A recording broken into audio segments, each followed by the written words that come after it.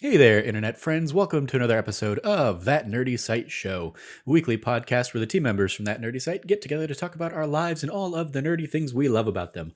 I'm your host, Trevor Starkey, and joining me this week we have Cameron Abbott. How you doing, Cameron? Hey, Trevor, what's going on? What is going on? I'm all situated in the new place. For those that caught last week's episode, the video version, you saw my completely bare background, but now I'm all moved in. Have all sorts of knickknacks and tchotchkes behind me in the new space.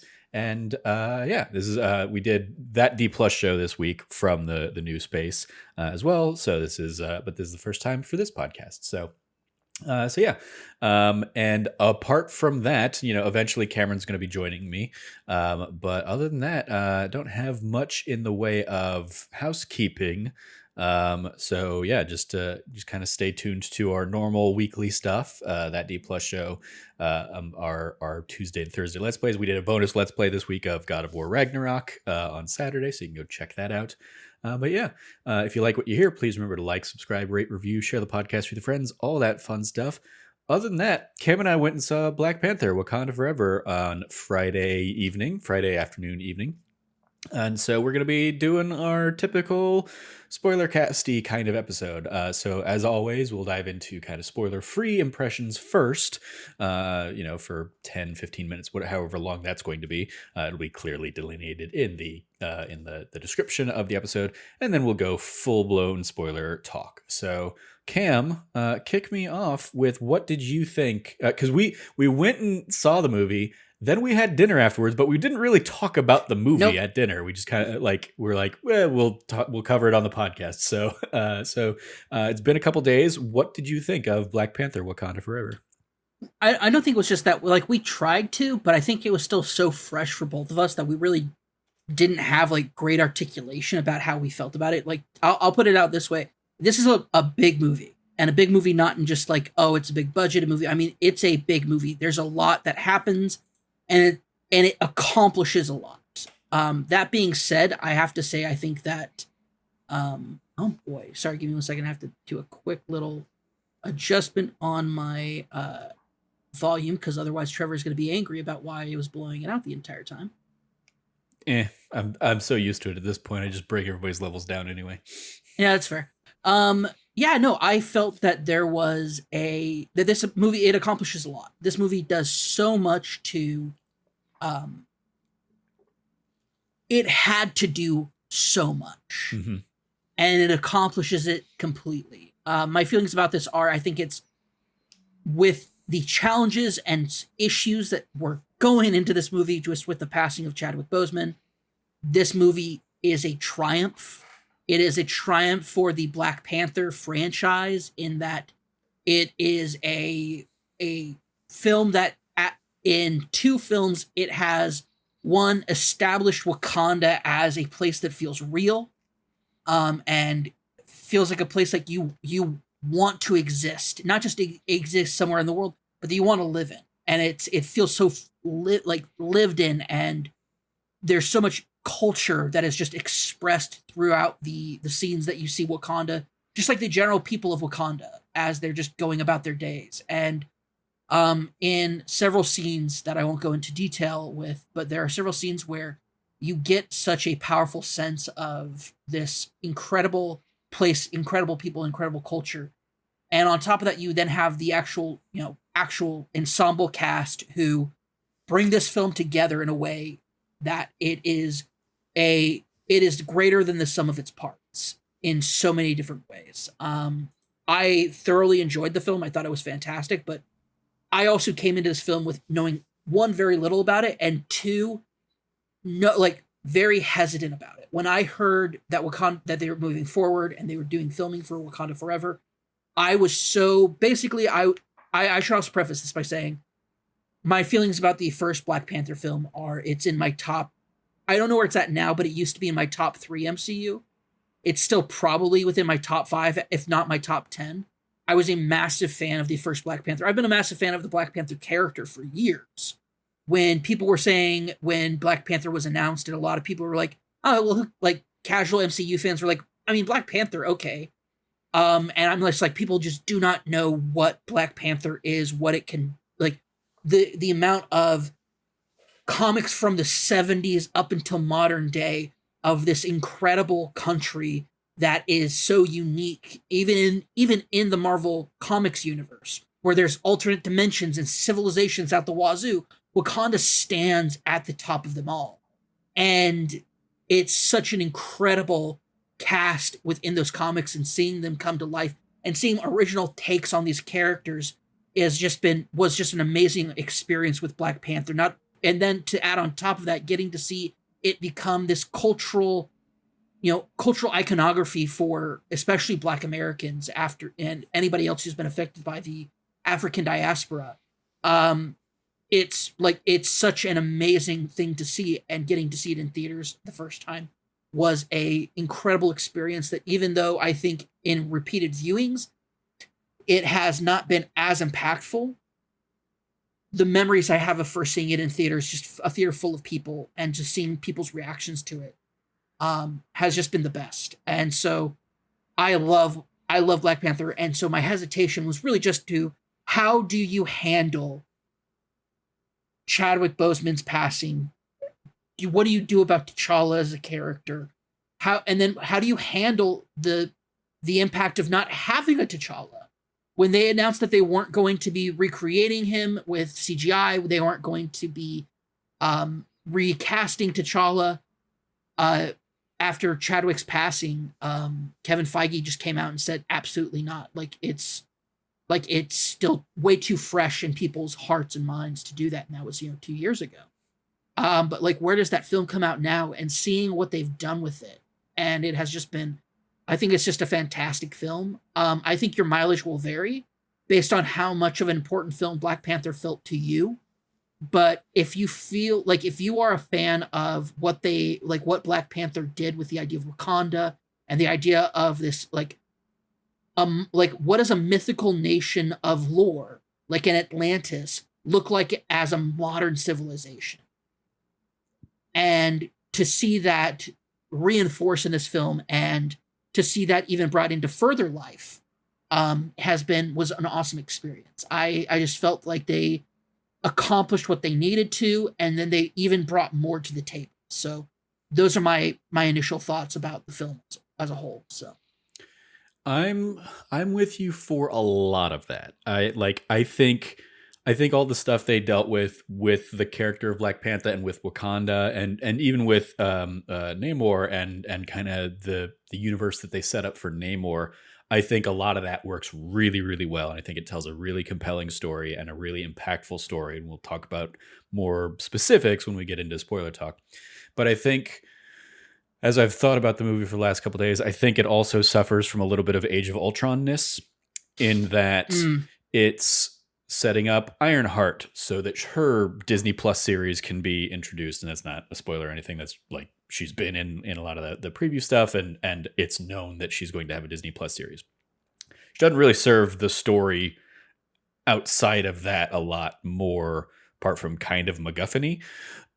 So I felt like that was, harkening back to that, like, okay, we got to set the pieces for, future things. Like Age of Ultron was kind of notoriously, the breaking point for. Same with a lot of the Everett Ross stuff. That, again, there's some pseudo spoiler stuff, so I won't dive too deep into that. But like, in the spoiler area, I'll dive more into the specifics I'm thinking of here. But it just felt like there was a lot of like place setting, and those were easily the weakest parts of the movie for me. When it was a story focused on the people of Wakanda, the family of Wakanda, and how they're coping with the death of T'Challa, and how they handle that whole situation.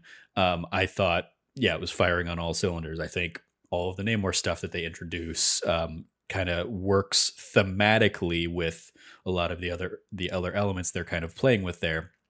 And so I loved like those things. And I think the movie would have been so much stronger if like a half hour of the other stuff had been clipped from this movie. Because as it is, it's a long movie because it's trying to do all these different things. And I think parts of it suffer as a result of that.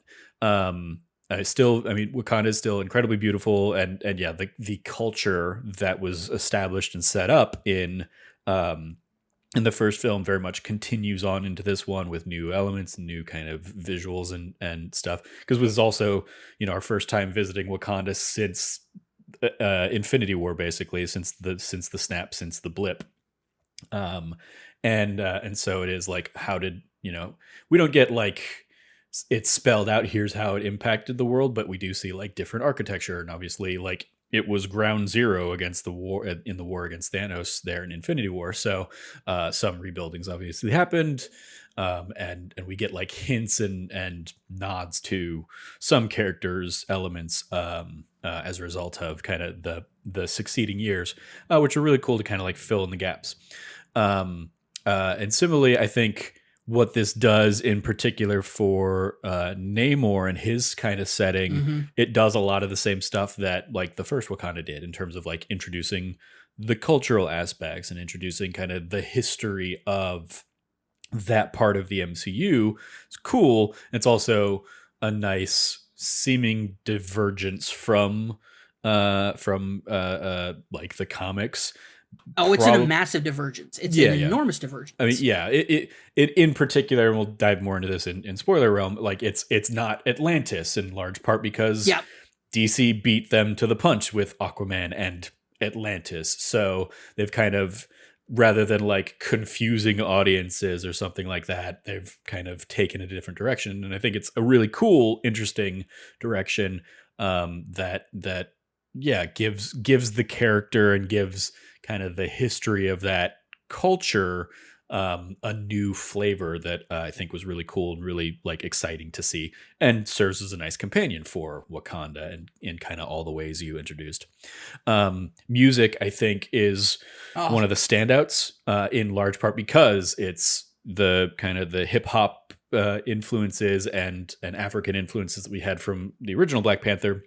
But now we also have like Mesoamerican and Latin American kind of influences for the Namor side of things, and so there were just lots of times where I was like, "That's like really cool beats and flavors and stuff." So shout out to Ludwig Göransson once again on that, because if I notice music in a thing, that always stands out as a like a that was some really cool stuff for me.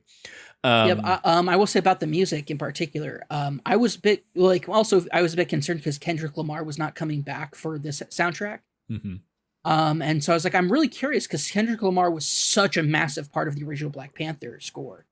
And how were they going to handle that? And I think that the composer, absolutely knocked it out of the park of capturing what Kendrick and the other composers did on the first film and incorporating that into like what happened in like what they were using it for this time, and taking a lot of notes that you would think, oh, this is going to be something more like a lot of the hip hop stuff you were expecting to be kind of more focused on the Wakandan side of things, getting Latin hip hop with, lyrical assets and beats and stuff that's very, very distinctly not the kind of like Chicago rap Kendrick Lamar influence that was brought to the Wakandan soundtrack for Black Panther. Getting that treatment for the Mesoamerican side of stuff with Namor's side was extremely good. I think we're also tittering on spoilery here. Nothing I think more than like the poster will show people, but I think we are dangling very close off the precipice of deep spoilers. Yeah, I also went in knowing very little in terms of what to expect on this one, because I watched like the first trailer that dropped and was like, breathtaking and already kind of getting like tears to my eyes and stuff like that. And then I kind of went dark on like I would see like clips coming out and being like, oh, it looks like they're spoiling who actually is Black Panther and who's going to pick up the mantle and stuff like that. And I was like, all right, well, I already had my suspicions, but I don't need them like confirmed until I go and actually enjoy the movie. That said, I do want to, before we dive full into spoilers, I just want to give some shout outs to like some of the performances in particular.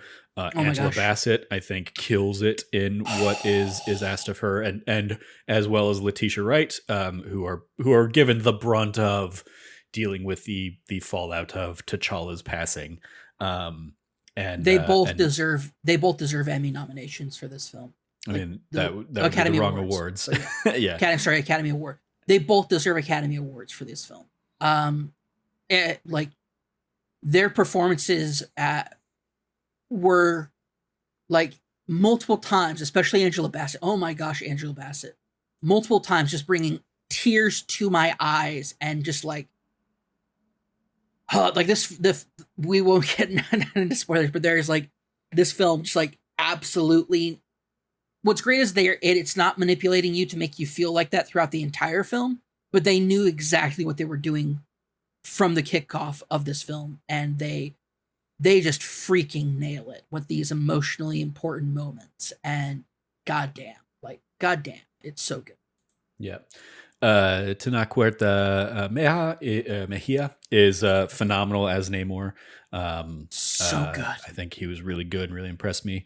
Winston Duke isn't given as much to do in the film as I would like as M'Baku, but like when he is given moments and time to shine, he knocks it out of the park and is both in when he is needed to be, he is very fun, and then he is also, you know, a very like um emotional aspect of certain moments when he's when called upon, and I think he does a great job in both regards.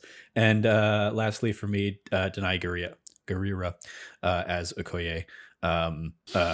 She has a lot to do, I think, in the first couple acts of the film, and then kind of falls into the background, I think, a little bit in the third act for me.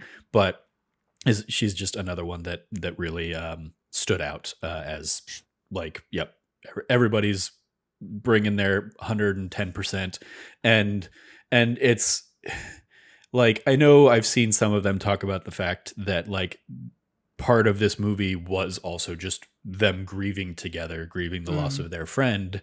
And I think like a lot of that like comes across in the right ways, weirdly, throughout the film. And so yeah, really strong work from all of them, as well as, you know, a lot of other roles in the cast as well, but those are the ones I definitely We'll want get to into give. it more.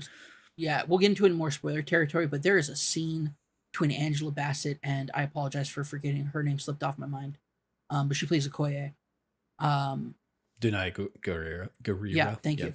I don't have the cast pulled up in front of me. Yeah, so. yeah. There's a scene they share together that is like, goddamn, does it take you through an emotional roller coaster? Mm-hmm.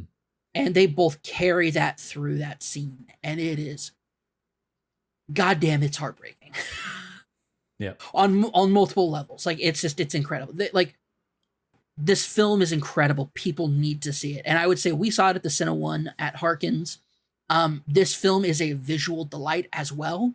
Like, holy crap. Like, I think the weakest part of Black Panther, especially on rewatches for me, is a lot of the CGI fight scenes between the Black Panthers at the end of the film.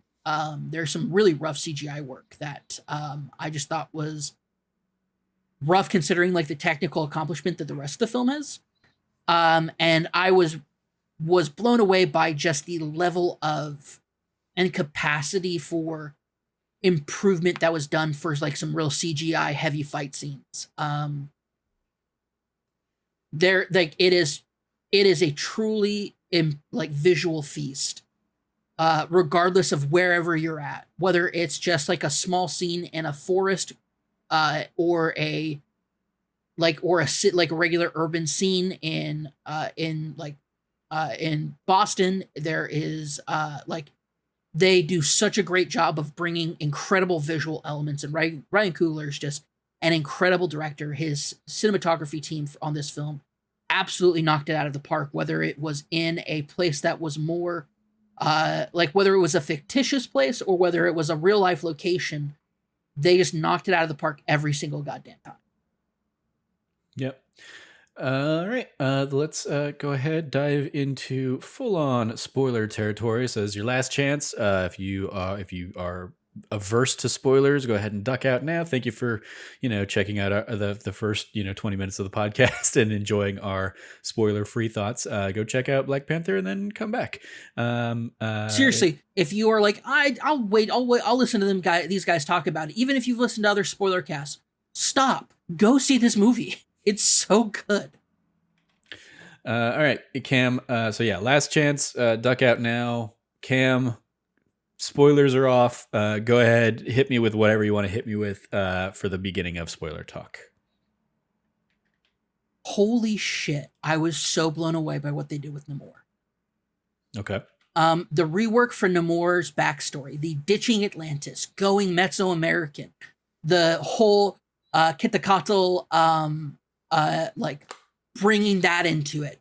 There's so many aspects that they absolutely just like bring into it to bring us a Aztec era empire under the sea.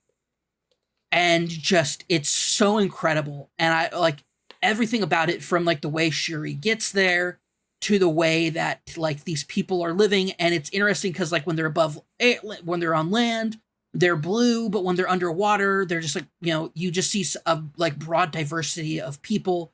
And it's so cool to see that kind of aspect to their culture. And shout out to Namor's throne, which is literally like made out of a giant sea serpent head and jaw. So and in some trivia on it, I basically saw it's like this, like the set designer was like, hey, it's a megalodon. It's basically a megalodon's jaw. That's so cool. That's so cool. They're so awesome. Everything about it, from also like, oh, and it's funny too because I juxtapose it to the way Avatar: Way of Water trailer that's shown in the previews, and I'm just like, man, they sure make. Like I don't know. I think Ryan Coogler might have one up on James Cameron for underwater action set pieces, because like when the whales are coming out and like do the tail flip to launch people, it's the coolest thing. It's so cool. It's so cool on so many levels. I freaking loved it. Like holy crap. Just spoiler stuff was absolutely the Namor stuff. The feathered, like I'm like, how are they gonna do they just are like, oh yeah, no, like the feathered wings on the ankles are awesome. When he's fighting Shuri in the air and he's like bobbing and weaving, dodging back and forth, and like just dancing on air like that was awesome. The only thing I didn't like was how like, oh, this person's using this underwater stuff to keep us out from being like the underwater sonic wave to like deal with it. And Namor's like, it's cool, I'll just tank it for 15 minutes while I stab it with my spear. That was the only thing I didn't care for as far as like fighting goes. Everything, and also like the set piece of like only like a dozen Wakandans being surrounded by all the not Atlanteans. I thought those were the only two real weak spots as far as like any of that film goes. I know, like, let's actually go ahead. So those are my weak spots for the film. And kind of like my strong points are everything they did with Namor. There's an and everything Shuri and the Queen did was just incredible. They're scene on the riverbank where her, like, Shuri's mom is trying to help her walk through grief, and Shuri just being obstinate about not being able to let go of grief. She can't let go because she feels if she does let go, all of her anger and rage and fury is just going to scorch the earth. And I love that when she says, if I let go, I'll burn the world down. And it's such an awesome moment. But then to have a callback where it's like Namor tells her, I heard you talking on the riverbank. Come, let's burn the world down together. And in that moment, I realized the calm kind of like easygoing like thing about Namor is a total like silk glove over his iron fist. He still has so much anger and resentment towards the surface world inside of him, even though it's literally been hundreds of years. All that's done is just stew inside of him, and he's held on to his anger for so long. He's just held on to it for so long, and he's just ready to unleash it. He's ready. He's like, okay, like let's take out the surface world. We can do it. My people can do it. But like, I want you on our side. And it's so great because it also plays into how Namor is known for being something of a like hunk in the Marvel comics. He's been known to be attached, like he'd like dated Sue Storm when she was not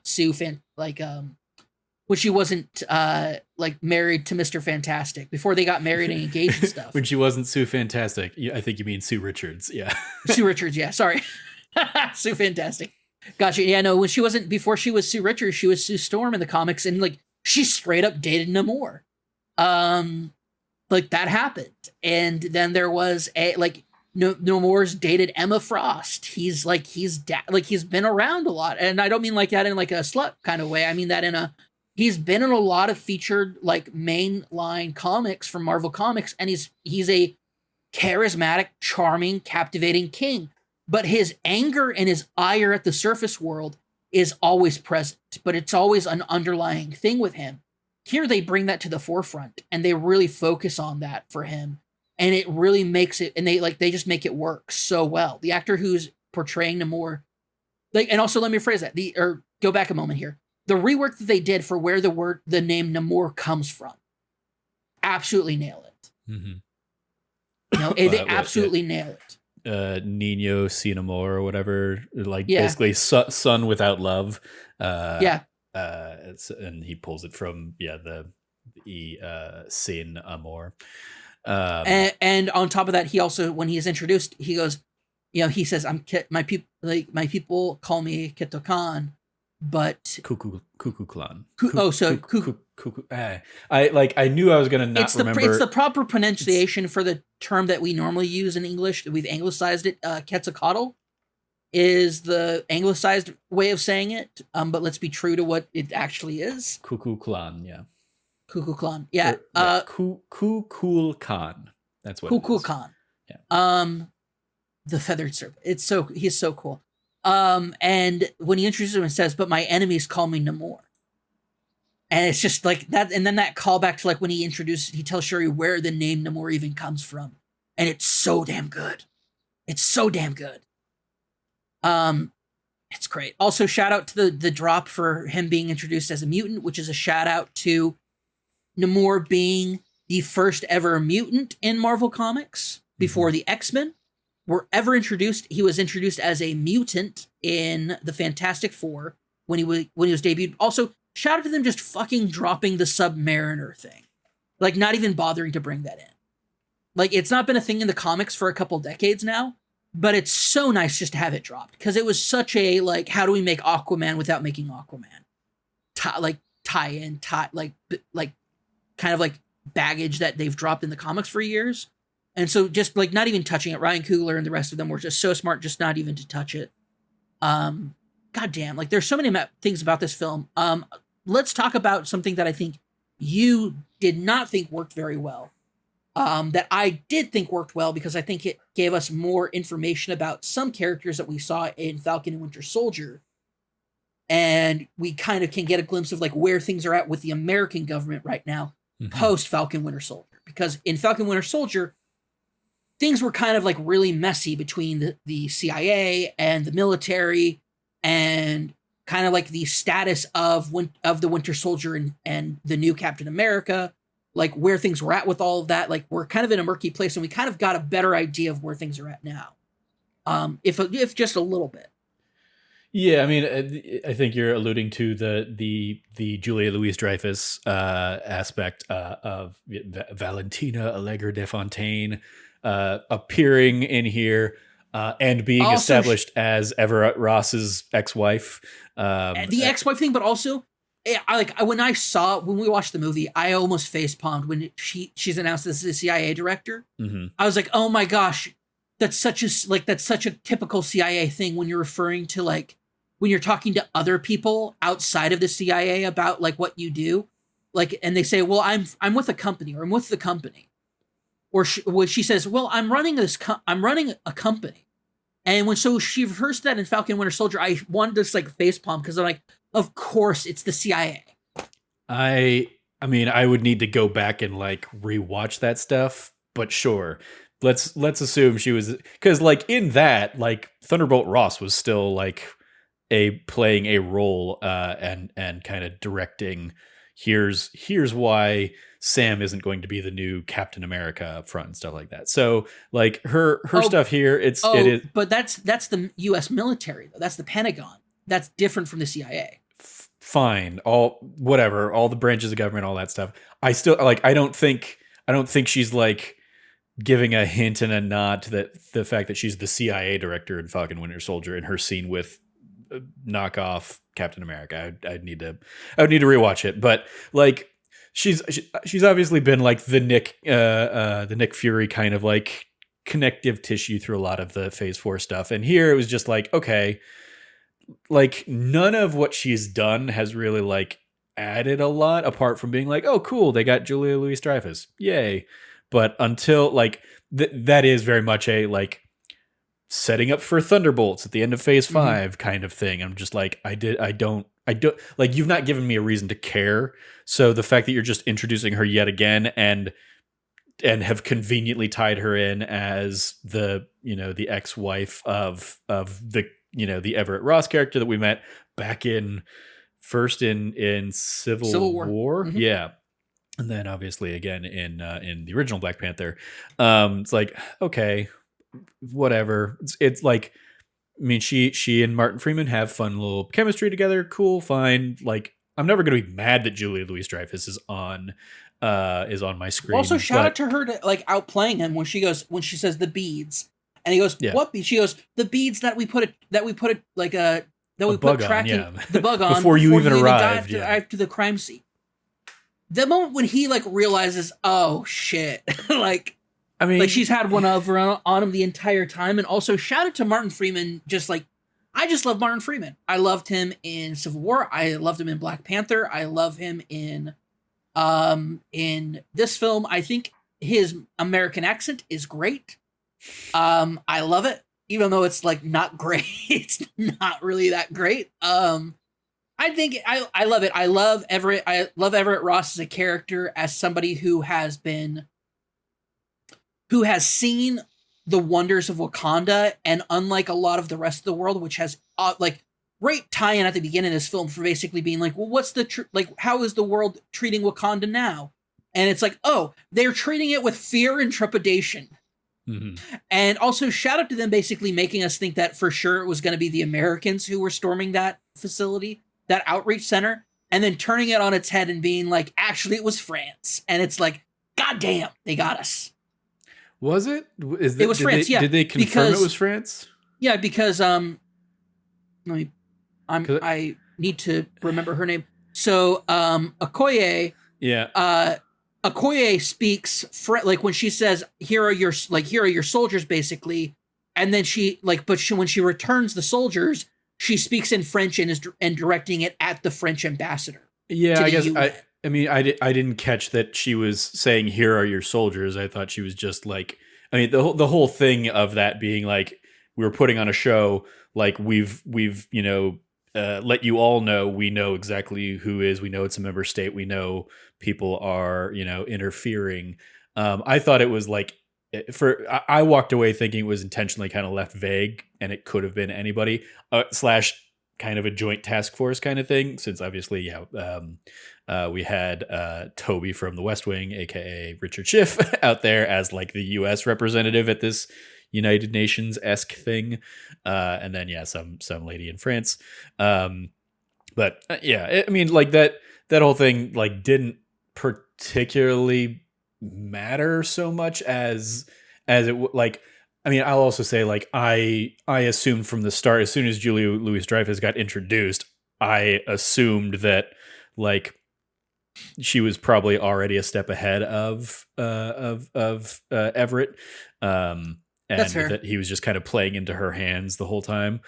See, I didn't pick up on that right away. Good on you. Yeah.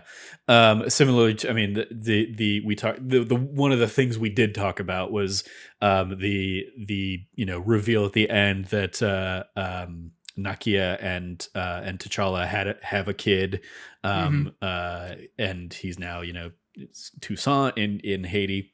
Like when they went to Haiti and she's out there like being like a school teacher kind of thing, I was like, oh, one of these kids is probably like her kid. See, I didn't pick up on that. I thought because her whole thing when she was a war dog is she was part of anti-slavery smuggling Mhm. stuff, and so I figured that my first thought was, oh, she's doing that there, and then when it's very clear she's actually like, no, she left Wakanda to go do this.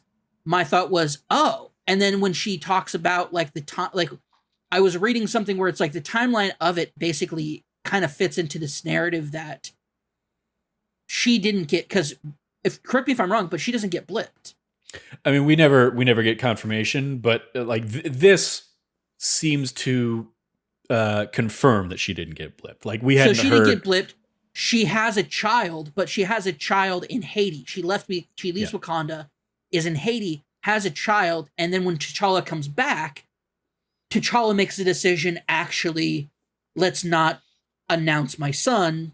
Let's raise him because I think there's a lot of like his decision, and I don't think it's a poor decision for the writers on this. I think it works a lot in universe that he like the issues between Killmonger, the issues of the quote unquote the lost tribe, which refers to members of the African countries and tribes who were taken into slavery, and like a lot of that stuff kind of like I think comes around to, and then looking at his own life of being raised in Wakanda and kind of like you don't understand the you don't understand like what Wakanda has unless you can really understand what it's not doing with it. And so giving his son kind of like pressures away from the throne, growing up in the world itself as it actually is, not just as an isolationist pretending to be a poor nation of Wakanda. Um, you have, I think that was like, that makes sense with T'Challa's character going forward, especially if he knew that my son's already born. Like my son is already born, and that means that to like there's a lot more trouble of bringing her like all of that back into it. I think. Yeah, I don't want to wade too deep into that because the movie doesn't tell us the movie does not establish the timeline of when T'Challa knows things, when the kid's born in relation to all that stuff. So like I don't know if it's worth diving into all the like what ifs about that kind of narrative. Shout out by the way to them being out there on the riverbank was probably like I picked up. I was like, oh, that's probably the moment why the queen was like, we have to go away from all devices and stuff because she was probably gonna tell Shuri about her nephew. Yeah, maybe. But we'll never know because Namor shows up. Yeah, indeed. But yeah, so yeah, all the like Valentina stuff, it didn't really do anything for me. And even just in general, like I also like Martin Freeman, but I don't think he added a lot to this movie in the role that is asked of him. I think it was just kind of a cutaway to, you know, when we need somebody spouting exposition about other things that are happening in the world or something like that.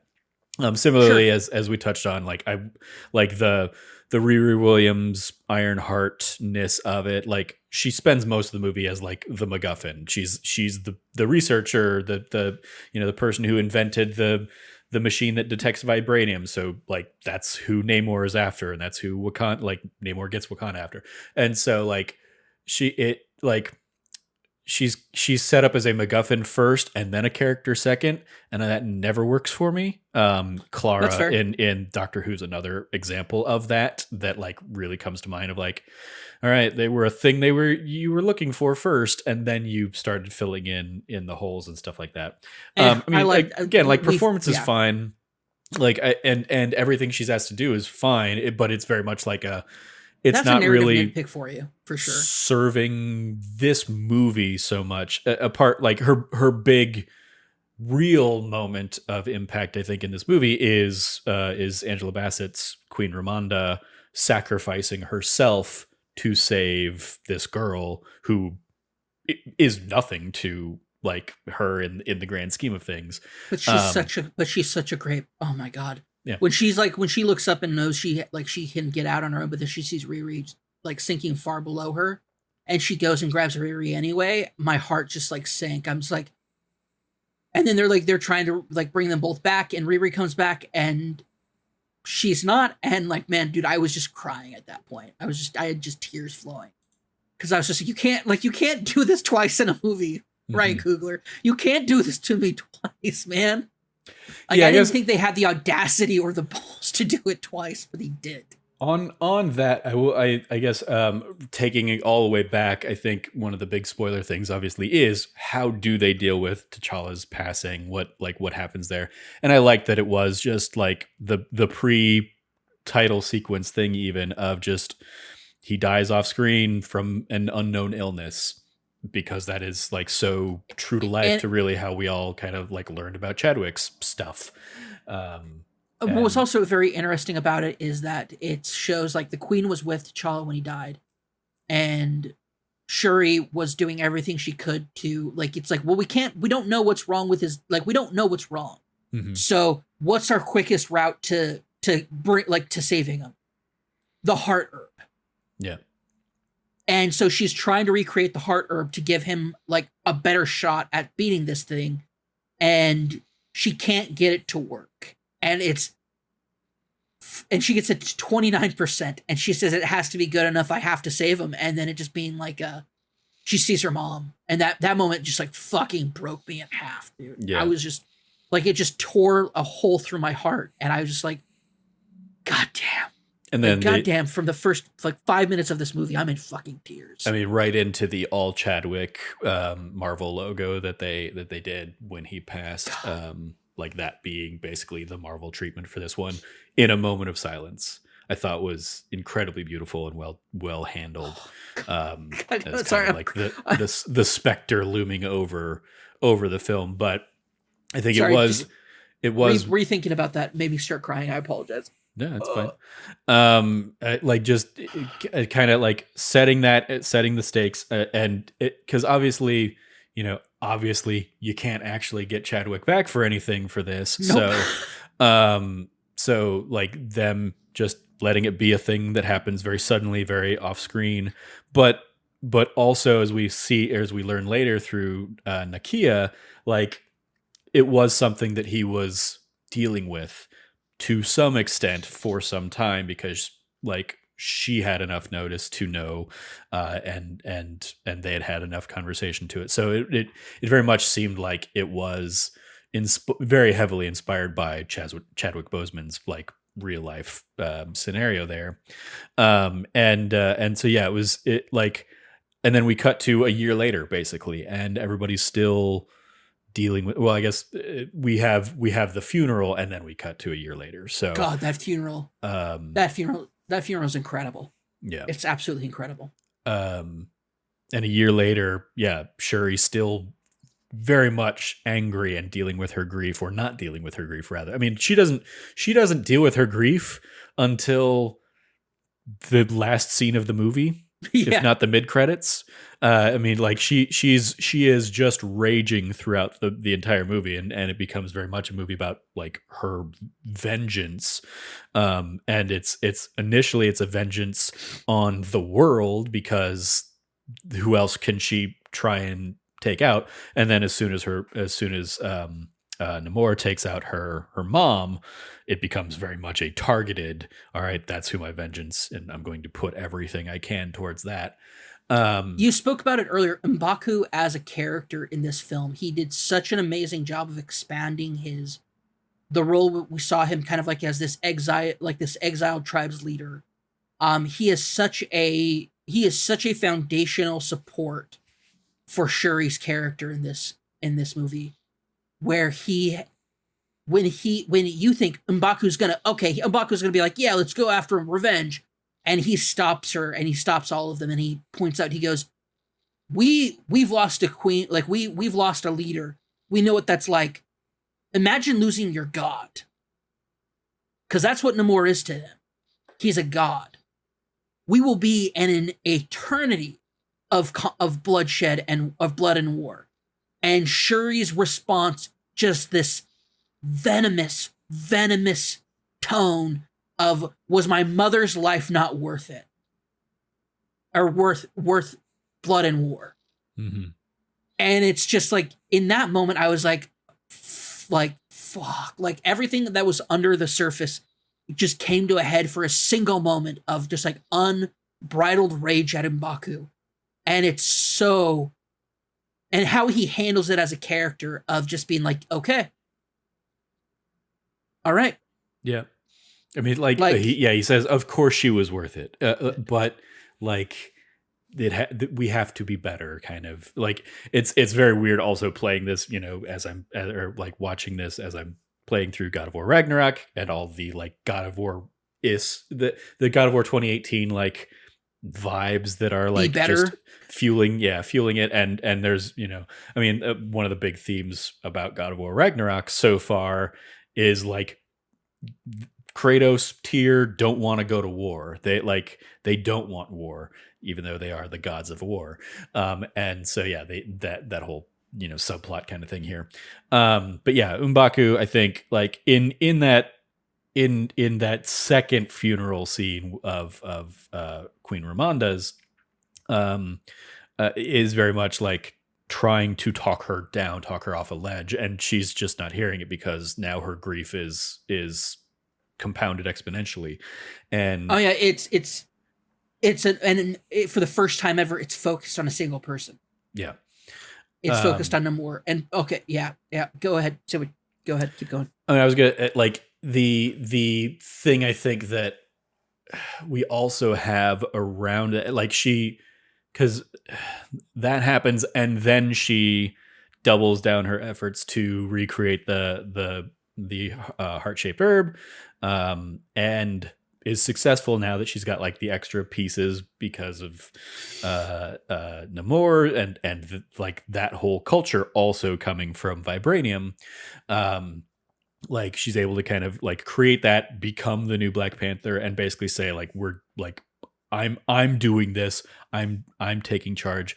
But we had that great scene of her going to the ancestral plane, and yeah, it being Killmonger there on the throne that she dude, sees, not that blew me away. T'Challa, obviously, not Ramonda, like, hey cuz.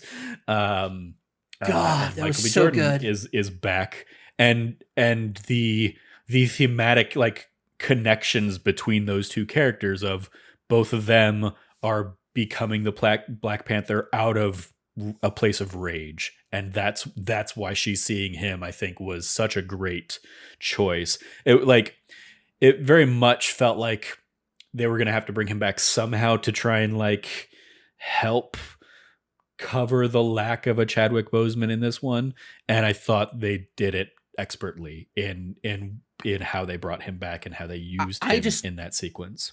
I just didn't think there was a way that they could bring him back in a way. Mm-hmm. And the way that they did it was just like, you see, it's the throne room.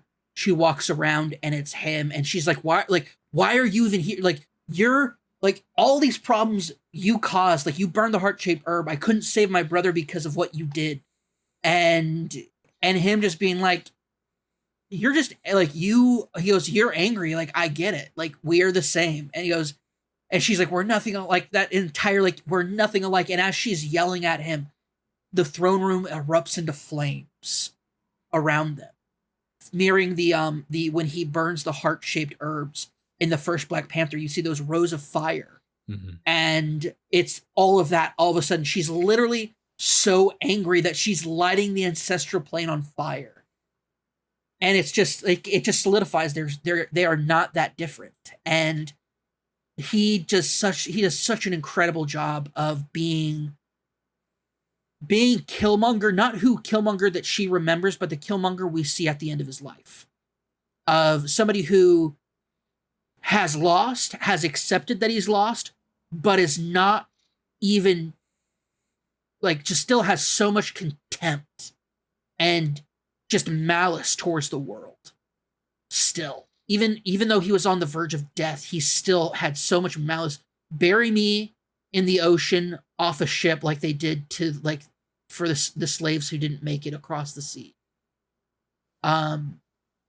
It's still that level of just bitter, completely justified malice. And we get that here when he's looking at her and she's going off on him, and he just like, it just like he just takes it and then he tells her what she needs to hear to for whatever they need, whatever the ritual is of going to the ancestral plane, whatever that is, that all happens with her and him. And okay, it's done. She comes out and she's like, it didn't work. Mm-hmm.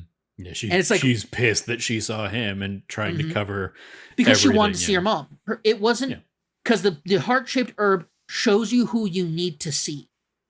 Because when T'Challa gets it for the second time and visits the ancestral plane for the second time, it's not like what it was the first time where it's this joyous reunion.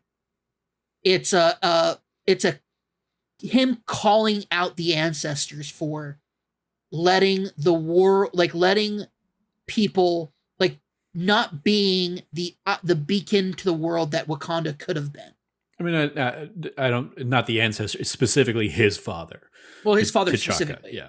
T'Chaka, yeah. About killing his brother. There's that, and then, but it's like, and so like she clearly wanted to see her brother or her mother or even her father again.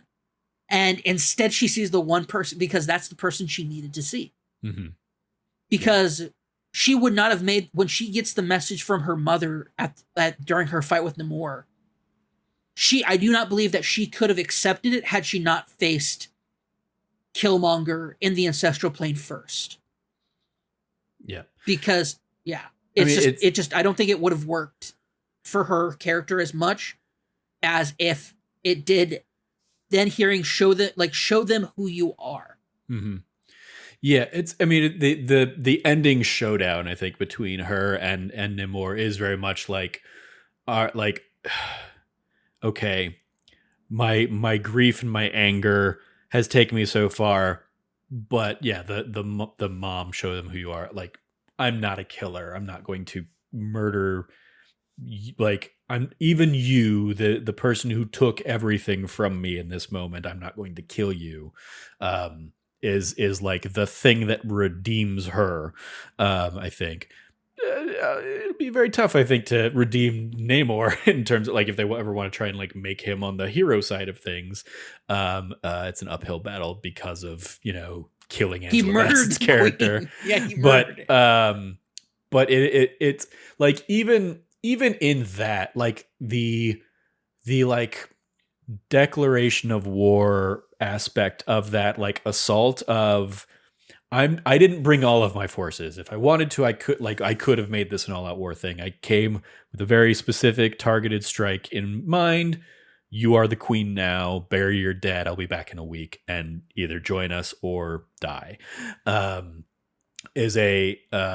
think like it's a very fascinating, his whole just like journey, because it is weird because it's like, he's from the conquistadors, 1500s era kind of thing. And it's like, okay, yeah, like it's almost like the Captain America thing. It's like, well, they had to put Captain America on ice to make it make sense for why like that much time's passed. The fact that like he's not on ice, he slowly ages. So he's just been angry for 500 years. Yeah. And like, I mean, at some point I'm like, you've been angry way longer than like they were a problem for you.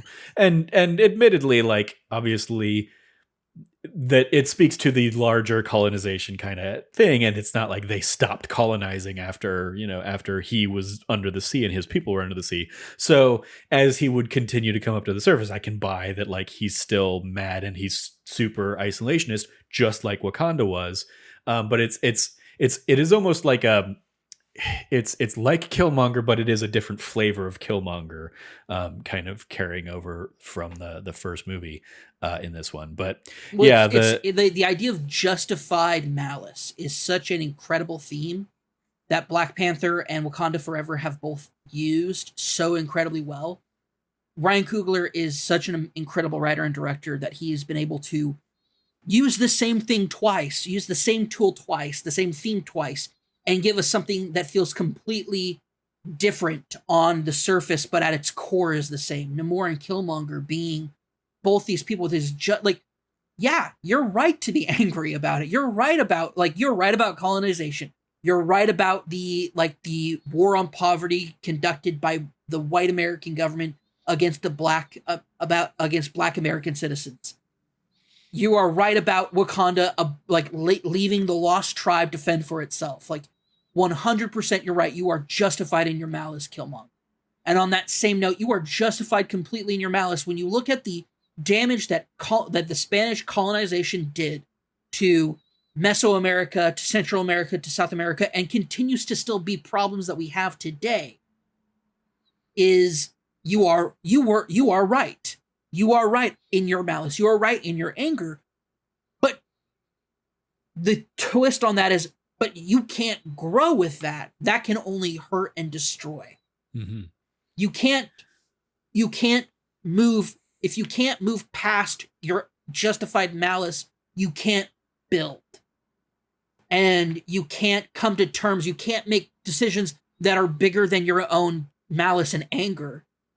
Shuri does that. That's why she's our hero in this movie. That's why she's the Black Panther. That's why she is, even if she's not going to be taking the throne, that's why no matter what, she's still the leader of Wakanda in my heart and my eyes.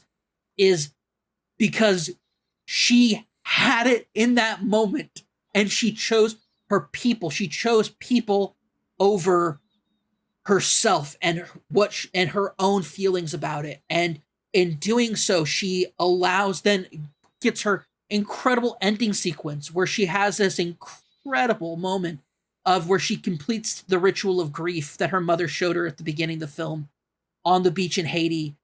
And it's such an incredible moment.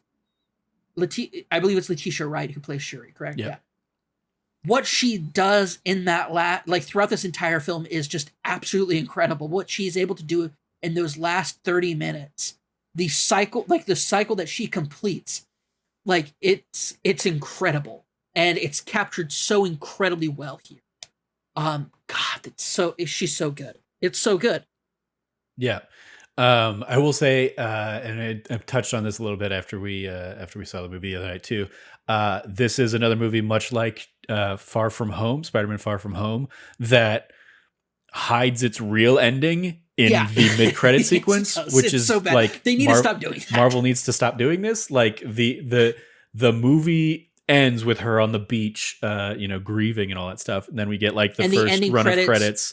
The first run of credits is the mid credits, as we like to call them, and then the mid credits comes back to like her still on the beach and Nakia and I love the sun come up. The first set of credits are set to graphically set to the burning of the funeral clothes. Yeah, I mean, I don't think that would have changed at all after the because the mid-credit scene is, all right, you're still burning clothes. Can we come down now? And it's Nakia and her son Toussaint, aka Prince T'Challa, son of King T'Challa, the son we've alluded to earlier.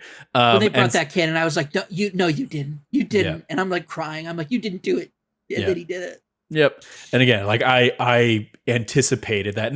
When they continued to come back to her and like, you didn't come to the funeral. I'm like, oh, it's because she's got a secret kid and couldn't bring the kid to the funeral and all that stuff. And so yeah, in my head I was smug with like, haha, called it, boom.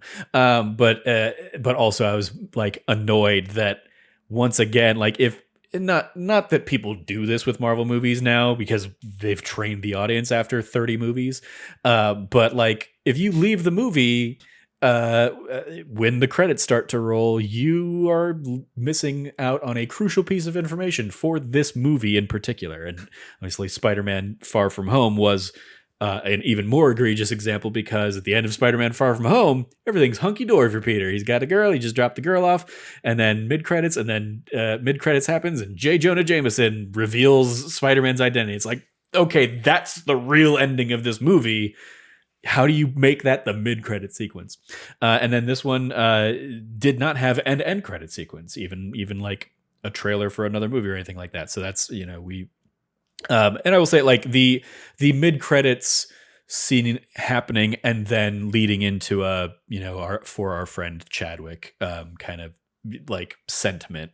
Like I knew that was going to come, but I still think I think you take the mid-credit sequence and you just put it at the end of the movie, and then you have all of that stuff with the burning and everything, and it still plays out. It plays out better, actually.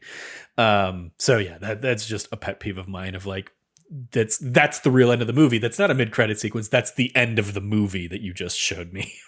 Well, my feeling about it is, if these are thematic mid-credit, like the ending credit, maybe people should just be sitting through credits. Maybe that should just be our norm now. I mean, but that's still like putting We the used to have to last sit through scene. the credits because they were at the beginning of the movie. Sure, but it would be putting the last scene of the movie after the credits, and that's still ridiculously stupid. So yeah. But yeah, I like there were multiple times in the movie where yeah, I've caught myself tearing up, and I thought they did a really good job, especially just dealing with Shuri's grief. And so much of the movie is dealing with her grief and her refusal to accept that she's grieving, her like over analytical brain refusing to accept any kind of like spiritual stuff. Oh yeah, that was great. That was great. Um, When he confronts her, when Killmonger confronts her, he goes, "You didn't really think the ancestral plane was real, did you?" Yeah. She's like, "No." Yeah. And it's like, oh my god. Yeah, he was the perfect person where, like, once again, the heart-shaped herb shows you who you need to see. And she needed to see a reflection of where this anger that she has and this malice that she has, that's once again completely justified malice, where that leads you to. Yeah. Also, shout out to her Black Panther outfit, because it's probably my favorite one so far. Which It also is so has hints of the Killmonger outfit. Has hints of the gold and her stuff. like extra claw like accessory on there to give her like stronger claws. So fucking sick. Also, when she grabs Namor's wing off his ankle, oh Yeah, I saw that as like she clawed it off, and yeah, then I didn't see it as a claw. I saw it as a tear off. Because like when he looks down and he sees his and you just see like the stub like wiggling, and you're like, oh, like that is, she's so brutal. Yeah, She's so fucking metal. I love it. And she's like clawing into his face and his back and stuff. It's like, oh my god, yes, Shuri, yes. So good. Any final thoughts or final moments you want to give some love to? I will say massive shout out to Riri Williams' introduction here. I loved her in it. I loved her and Shuri's just like instant connection. Like they immediately vibe together. Also, shout out to Shuri being like, I'm going to go undercover as like a fellow student. And Riri Williams just being like, oh my god, you're Princess Shuri of Wakanda. Yeah. So fucking good. So fucking good. Just Riri. I love Riri's character. I love her. I love her Ironheart suit. Both the first one that she had that she's like, I've been working on this for years. And it turns out it's her Ironheart suit. And then we get to see it, one made out of like vibranium that she doesn't get to take with her back home because it's too powerful. Mm-hmm. So I'm excited for Ironheart now. Before I was like, okay, Ironheart's happening. And now it's like, oh shoot, we're really getting Ironheart. And she's rad. So I can't wait to see what she does in her series. Yeah. Yeah. I mean, again, that was one of my, like the weaker elements of it. I'm like, and it didn't do anything to excite me about the Disney Plus series. I'm gonna watch it because I watch all of these series and all that stuff. I'm bought in enough that I'm engaged, and I have faith that giving her an entire series to kind of like introduce us to her and tell her story and get like, because I imagine we're gonna get some more backstory about her dad's stuff and the car and all that. Like there, like it gives us enough seeds to tell or to plant that for that story. But yeah, it was just like, okay, so she's another Iron Man, and I know that like it's much more complicated and stuff like that. But like even in the movie, they're like, she's got an Iron Man suit. It's like, all right, so yeah, they're just not even gonna like try and hide that aspect. She's the next Tony Stark, man. Yeah. Yeah. It was a thing that happens in this movie. trying to think. There was one other. Oh, similarly, I did not like, and I, as I understand, this is like more true to the comics and stuff anyway. But like, I didn't like Okoye having a suit by the end of the movie. That was what I was kind Oh, of that alluding was. to. I thought that was super well set up, though. I mean, yeah, like it gets set up and gets like we get callbacks to it throughout the movie of like she thinks it's ugly, she thinks and it was ugly, because that was one of the CG things that did not work for me was her suit, and I think a lot of it comes from like she kicks more than enough ass without a super suit, and like I enjoyed the action we got from her in the first couple acts, and so when they basically throw her behind a CGI suit at the end, I was like, all right, I guess we have well, just the a whole couple thing more is, people we're throwing into the like Iron Man face like CG screen in front of the eyes kind of thing. Okay, sure, fine. I was fine with it. I felt that there was like I felt like yeah one, um, it. I don't know. I liked it. I liked the idea of it. I liked kind of how it was executed. I was not a fan of the suit itself. I just like the thing about Iron Man suits is that you have to have something that really strikes it as different. And I didn't feel like um her spear, I didn't feel did that enough with her suit. And it wasn't until I realized kind of like the there's more details to her suit that I saw like that we saw when she rescues Everett at the end of the movie. When she rescues him from the van after he's been prosecuted for treason. Mhm. When she rescued him, and I saw more like still details of her in the suit, I'm like, oh, okay, I actually like that a lot. In action, I didn't think it was great, but I also think that there was like way too much going on the screen while she was in that suit. That was like clearly they were on a green screen set piece. I think that there was just way too much CGI green screen stuff going on to really capture that. And so when it was just her outside the van, I thought that the suit looked a lot better. But yeah, that's it. That's basically my thoughts. I disagree about like overall on like the dislike of the suit, but in its introduction where we see it at the end of the film, I like it. But in action with just a million CGI set piece stuff going on was not. I just think it gets lost in the kind of like the CGI shuffle of it, Yeah, and it wasn't well executed at that point. yeah, I think that was my big like just in broader strokes. That was one of my big gripes was the action in the final set piece of the like. All right, we've got the Wakandans on a ship, and we've got all the Talakanans. I forget which if it's L first. I don't know if their Yeah. Talokan is their city, but they're not. Yeah, I guess all of the Submariners, whatever whatever we're calling. I think we should just call people. them. I think we might want to call them better than Atlanteans. There we go.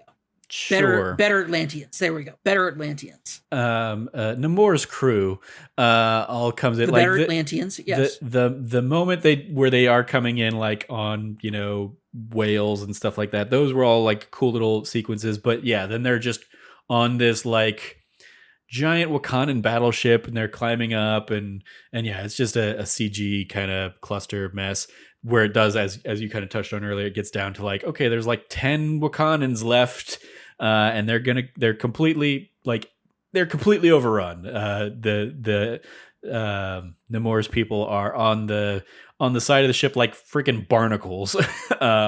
Just kind of like, and not only that, but like they establish like the better Atlanteans heal. Like they have a healing factor. Like they heal after they've been hit. mm-hmm. And so it's like they've just been brutally murdering all these Wakandans. Holy crap. That reminds me. I did have a thought at the end when Shuri is able to successfully replicate the heart-shaped herb and can just 3D print it. I'm like, okay, so give that to all of your people.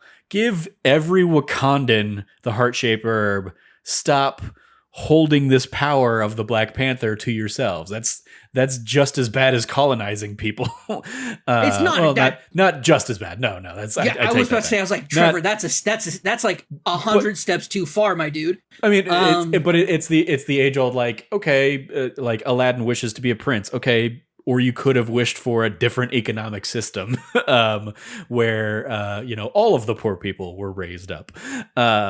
It's that kind of vibe, and so yeah, I think there's still a weird. You just want like, an entire nation of Black Panthers? I just don't think that's how that works. I mean, Trevor. That's what you just called the better Atlanteans. So like that's what you just said. They have that healing power. They all have been eating that herb. It's not the heart-shaped herb for them, but whatever their herb is, like it. So you want blue Wakandans? That's what you want. You want even more CGI, Trevor, huh? An even bigger makeup budget, huh? What a weird shit thing to get. No, you just give them all Trevor, the power. There's nothing against it. It's Trevor. I don't know what to tell you. Like, so you just want like a nation of superpowered people? Yeah. If you could 3D print that or give it to everybody, if not like less so even than the Wakandans, you've created she has effectively created the super soldier serum, basically, and is now just 3D printed one for herself, and that's it. But she can 3D print for anybody else that wants it, and she is not. So that is. I just think that giving it to everybody would be a very irresponsible thing to do. Okay, but why does she get to choose who gets it? I think that's because also the writer decided that. Sure. So let's be real here. The writer decided that Shuri is the only one who gets it. I mean, but like, not everybody has to become a Black Panther, but like, take the super strength that you get from it. Like, I mean, like Wakanda already, like as the movie touches on, like in the opening sequence, like vibranium is not the problem. It's what other countries would do with the vibranium that is the problem. So yeah, if they trust the Wakandans, if the Wakandans trust themselves enough to have that vibranium, then why can't they all be trusted with the heart-shaped herb? Anyway, that was just a thing I thought. I had to bring when they can literally 3D print with vibranium everything. Yes, they are. Like they established in the first movie that like vibranium is in like every aspect of their day-to-day life. It's in their clothes, it's in their it's in the architecture, it is in the people of Wakanda's like life as a daily facet. So yeah. Anyway. All right. Well, what a weird thing for us to have like an argument about at the end of this podcast. That is going to do it for this episode. Thank you, Cam, for joining me to talk about Black Panther Wakanda Forever. Let's go around our metaphorical table with any plugs we might have. You can follow Cameron at Rev Cabot, 2 B's and 2 T's. Anything you want to give a shout out to there, Cam? Yeah, I want to give a massive shout out to That T Plus show. We have pretty much the rest of the year scheduled for That T Plus show. And if you are listening to this and you think, man, those all sound cool, I don't know, maybe hit up Trevor, maybe hit up me, maybe hit up, maybe hit up Logan. And we haven't publicized what the rest of the year is for that. Oh, we haven't? I thought we did that. No. Never mind. I put it in our Slack. That's pretty much. I thought you made that public. My bad. I don't know. We're gonna be doing some cool stuff, so just watch That T Plus show. There you go. That's my plug. All right. You can follow me at Trevor J. Starkey. This week's That D Plus show will probably be a day or two late because it is going to be Disenchanted, which is coming out on Friday, I believe.